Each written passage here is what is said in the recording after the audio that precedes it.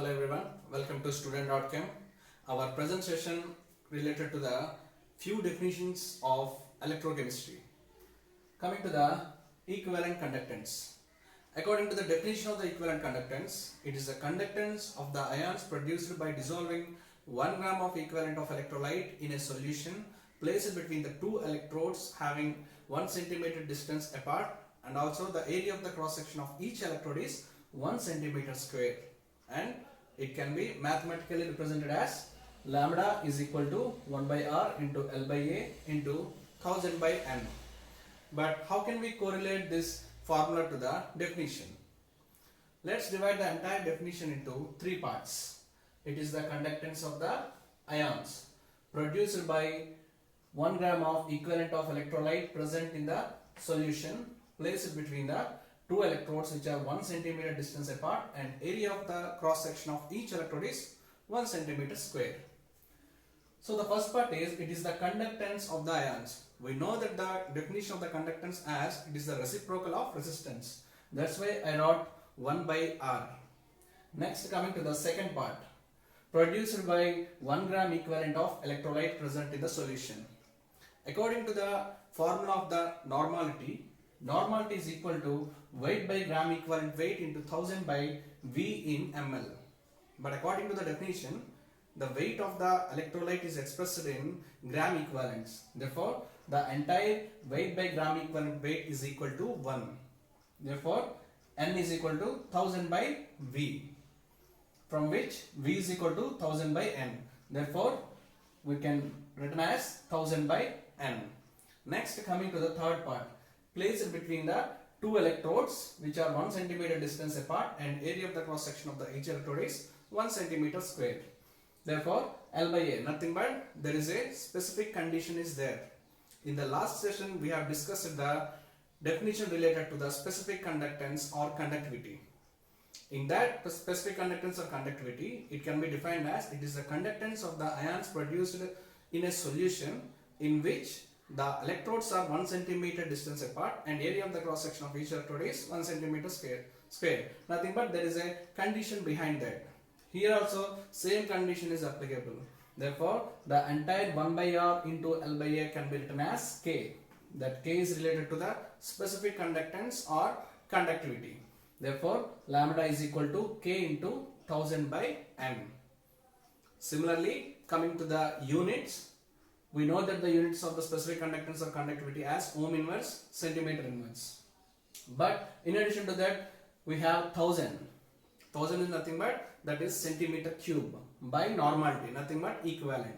Therefore, by deriving all these one, we can get the units are ohm inverse, centimeter square, equivalent inverse. If you are able to understand the entire definition of the equivalent conductance, you can easily learn the molar conductance of the solution. The main three differences between the equivalent and molar conductance: equivalent conductance is designated with lambda, but in case of molar conductance represented with mu. In equivalent conductance, the entire definition in terms of normality, but in case of molar conductance, it is in terms of molarity. Therefore, in the formula, nu is equal to, we wrote as nu is equal to K into 1000 by capital M. Coming to the units, in the equivalent conductance, the units are ohm inverse, centimeter square, equivalent inverse. But in case of molar conductance, the units are ohm inverse, centimeter square, mole inverse. These are the main three differences between the equivalent conductance and molar conductance. And the next topic is experimental determination of equivalent conductance of an electrolyte. But before going to learn about the experimental determination, let us learn about the two terms, strong electrolyte and weak electrolyte. Coming to the strong electrolyte, those solutions have high specific conductance or conductivity, those solutions are called strong electrolyte. While coming to the weak electrolyte, those solutions have low specific conductance or conductivity.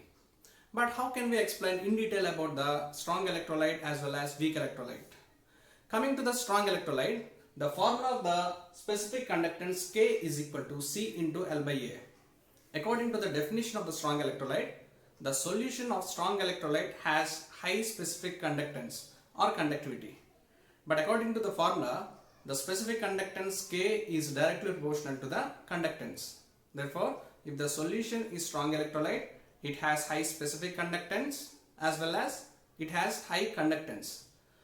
In turn, the conductance is depends on number of ions. If the solution has high conductance, in the sense it has more number of ions. Therefore, if you consider any strong electrolyte, if it is dissolved in any aqueous solvent, it produces more number of ions, based on which it has high conductance, it has high specific conductance. Next, coming to the weak electrolyte, it has low specific conductivity or specific conductance. Therefore, if you consider any weak electrolyte, if that weak electrolyte is dissolved in any aqueous solvent, it produces low number of ions, based on which the conductance of the respective weak electrolyte solution is also low. Similarly, based on the low conductance value, the specific conductance of the weak electrolyte is also low. Therefore, the specific conductance value is high only for the strong electrolyte, while in case of weak electrolyte, the specific conductance value is low. Next, coming to the experimental determination of equivalent conductivity. The experimental procedure requires an experimental setup which consists of a conductivity meter and a conductivity electrode having cell constant 1 as well as a 100 ml beaker. We have to take the problematic solution in the respective beaker and we have to dip the electrode in the solution. It shows the respective solution conductivity in the display as some value 1.02 or 2.02 or something, and that value have to substitute instead of C in the formula. The K is the specific conductance or conductivity. We have to substitute that value instead of C. So it produces the value of conductivity or specific conductance K. In turn, which should be substituted in the formula of equivalent conductivity, and finally we obtain the equivalent conductivity of the respective solution. And the entire procedure is applicable only for the strong electrolytes. We are unable to determine for weak electrolytes, because if you consider the equivalent conductivity of a weak electrolyte, it shows a value of around 0. Therefore, we are unable to determine the equivalent conductivity of weak electrolyte. But still, weak electrolyte has certain equivalent conductivity. But through this procedure, we are unable to determine the entire value of the weak electrolytes. Therefore, the experimental setup is only applicable for strong electrolytes. Hope it was helpful to you. Thank you. Please subscribe student.chem.